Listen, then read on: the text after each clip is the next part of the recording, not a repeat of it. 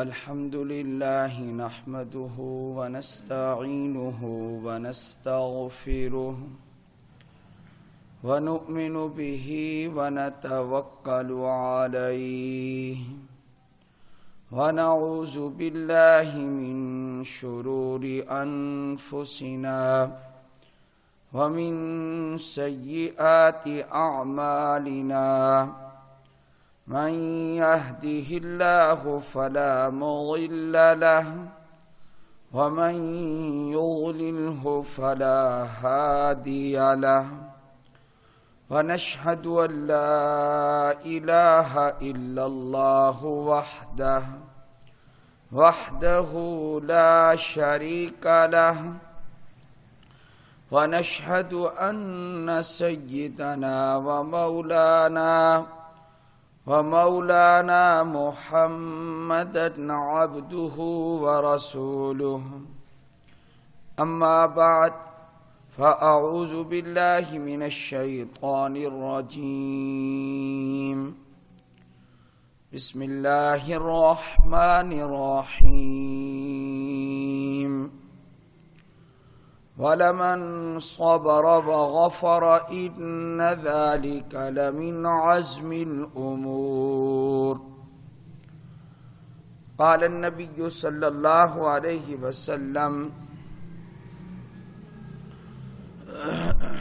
من أحب سنتي فقد أحبني ومن أحبني كان معي في الجنة صدق الله العظيم وصدق رسوله النبي الكريم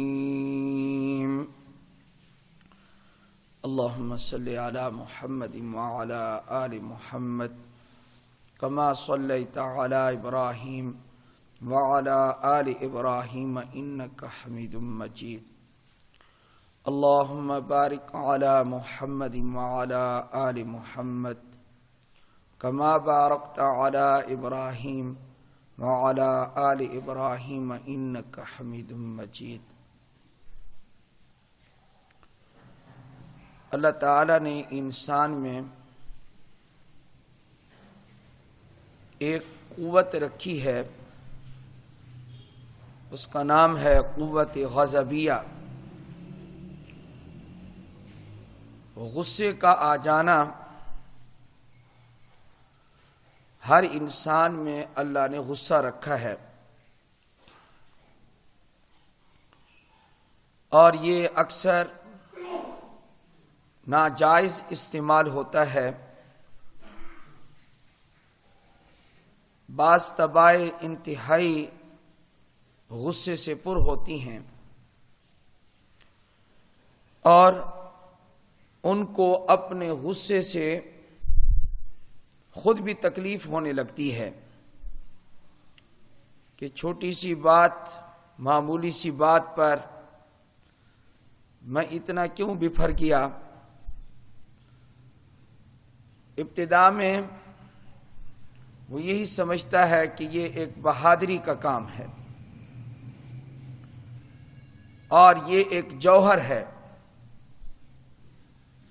اور یہ اچھی صفت ہے، حالانکہ اکثر غصہ بے موقع ہوتا ہے اور ناجائز ہوتا ہے۔ خود ہم نے اپنے احوال میں غور کیا تو ہمیں بھی معلوم ہوا کہ یہ کمی ہمارے اندر بھی موجود ہے۔ بے جا غصہ کرنا اس کا معمول بنتا جا رہا ہے اور اس کی وجہ سے طرح طرح کی تکالیف پیش آتی ہیں۔ اللہ جل جلالہ کو صرف اور صرف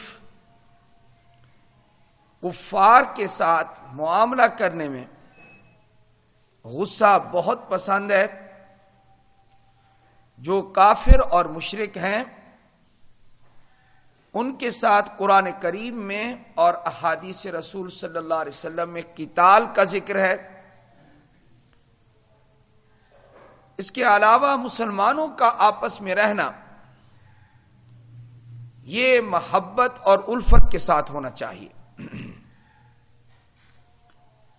ناجائز کاموں پہ، معاصی پہ، فواحش پہ غصہ آ جانا یہ ایک شرعی تقاضا ہے کہ آدمی کو غصہ آئے، لیکن خلاف طبع جو کام ہیں ان پر غصہ آ جانا، اس میں تقریباً ہم سب پیمانے پر نہیں رہتے کہ جتنا غصہ کرنا چاہیے ہم اتنا غصہ کریں.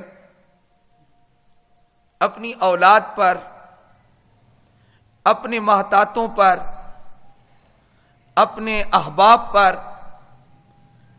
جتنا چاہیے اس سے زائد ہم غصہ کرتے ہیں. اس کا نقصان ہوتا ہے. نقصان یہ ہوتا ہے کہ بولتے نہیں ہیں. آپ کی اولاد، آپ کے نوکر، آپ کے متعلقین، آپ کے احباب آپ بولیں گے نہیں، لیکن دل میں محسوس کریں گے، آپس میں چہ میں گویاں کریں گے، آپ کی غیبت کریں گے.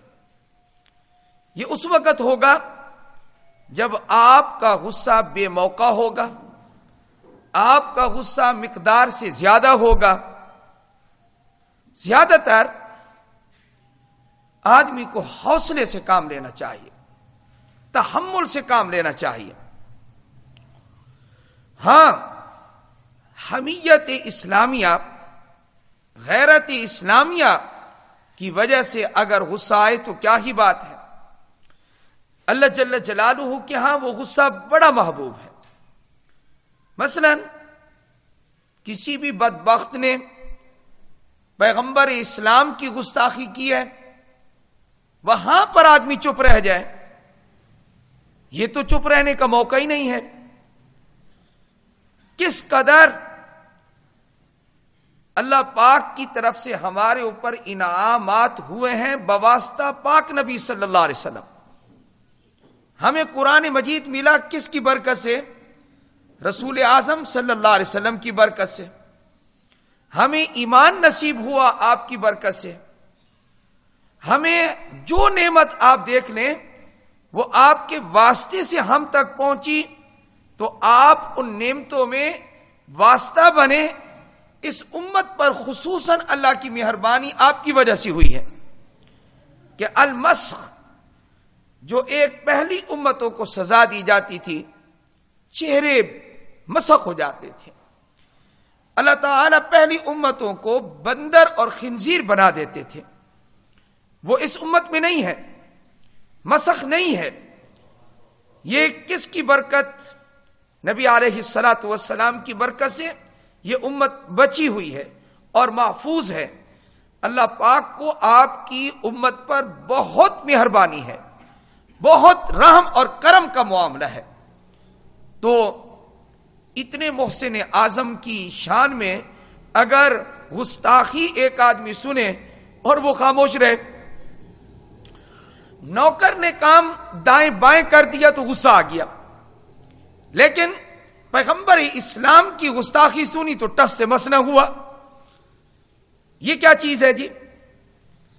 اس کا یہ مطلب ہے کہ ہمارے ہاں سامان کی اہمیت ہے، ہمارے ہاں مال کی اہمیت ہے، ہمارے ہاں اپنے سسٹم اور نظام کی اہمیت ہے.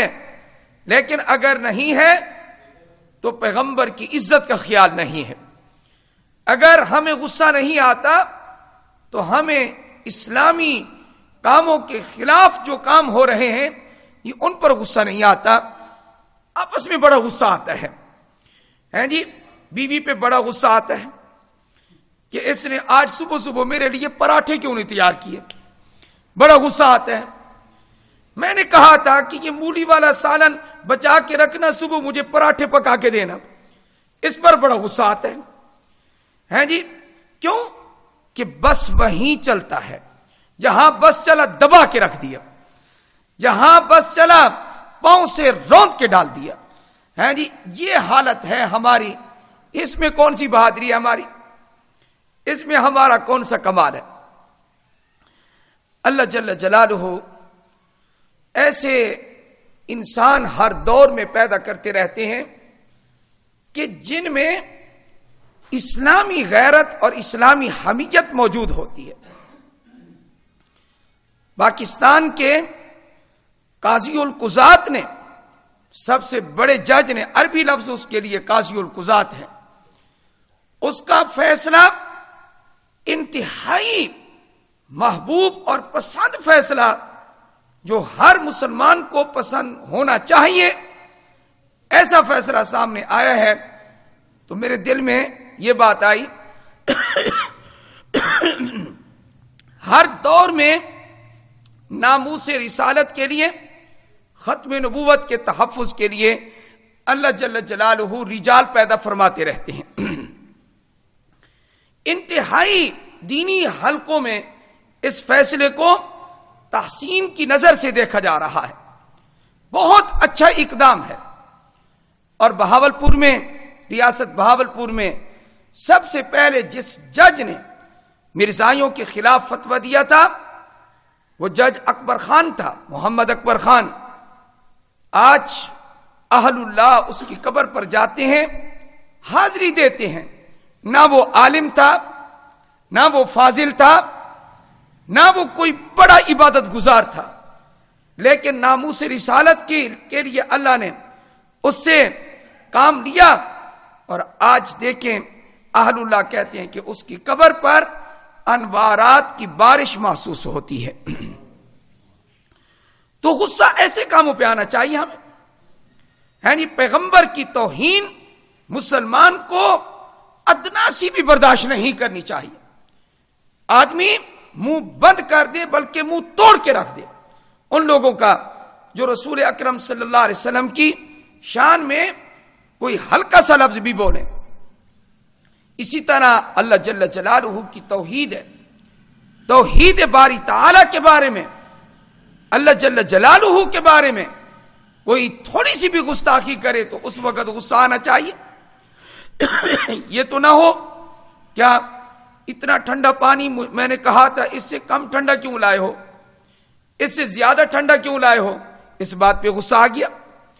یہ تو ایسا آدمی جو بات بات پہ، تھوڑی تھوڑی بات پہ غصہ کرتا ہے، یہ ایک دن دوسروں کو تنگ کرتے کرتے کرتے کرتے اپنے آپ سے بھی تنگ ہو جائے گا۔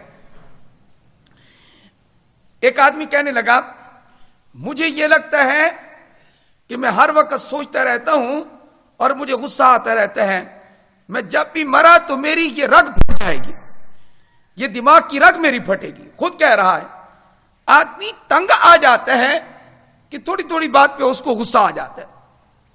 قرآن کریم میں موجود ہے وَإِذَا مَا غَضِبُوا، جب ان کو غصہ آتا ہے، کن لوگوں کو؟ جو متقی ہیں، پرہیزگار ہیں، فرمایا ہم یغفرون، وہ معاف کر دیتے ہیں۔ جب غصہ آتا ہے معاف کر دیتے ہیں۔ مسلمانوں کو آپس میں ان اوصاف کے ساتھ رہنا چاہیے کہ جب آدمی کو غصہ آئے اکثر معافی ہونی چاہیے، اور وہ بھی غصہ انسان کی طبیعت کے خلاف ہو تو معاف کر دینا چاہیے۔ کوئی بات نہیں، اگر مجھے اچھا نہیں لگا یہ تو ٹھیک ہے، آپ نے یہ کلمہ کہا میں نے معاف کر دیا، آپ نے یہ بات کہی میں نے معاف کر دی، آپ نے یہ کام کیا میں نے معاف کر دیا۔ جتنا نقصان برداشت کر سکتا ہے آدمی اتنے نقصان پر معافی دے دے کہ میں نے تجھے معاف کر دیا۔ اگر یہ فراخی اپنے اندر پیدا کر لے، پھر دیکھے کہ ادھر سے یہ فراخ ہوگا، ادھر سے اللہ کی رحمت میں فراخی آ جائے گی۔ یہ اپنے سینے کو فراخ کر لے، ادھر اللہ کی طرف سے فراخی دیکھو۔ جیسے آپ معاملہ کریں گے اللہ تعالیٰ بڑھ کر اپنی رحمت والا معاملہ آپ کے ساتھ کریں گے۔ دوسری آیت میں آتا ہے وَلَمَنْ صَبَرَ وَغَفَرَ إِنَّ ذَلِكَ لَمِنْ عَزْمِ الْأُمُورِ، فرمایا البتہ وہ شخص جس نے صبر کیا، وغفر، اور اس نے معاف کر دیا، درگزر کر دیا۔ آگے اللہ نے کوئی اجر بیان نہیں کیا، کوئی اجر بیان نہیں کیا، بلکہ اللہ نے اس صفت کی تعریف کی ہے. یہ نہیں کہا کہ اس کو 10 غلام آزاد کرنے کا ثواب یا اس کے لیے جنت میں ایک محل، یا یہ نہیں فرمایا کیا کہ اس کو اتنی رکعت پڑھنے کا ثواب. اللہ نے کچھ بیان نہیں کیا. اللہ نے کیا فرمایا؟ ان ذالک من عزم الامور، اس کا یہ کام اللہ فرما رہے ہیں جس نے صبر کیا دوسرے کی ایذا پر اور درگزر کر دیا، معاف کر دیا.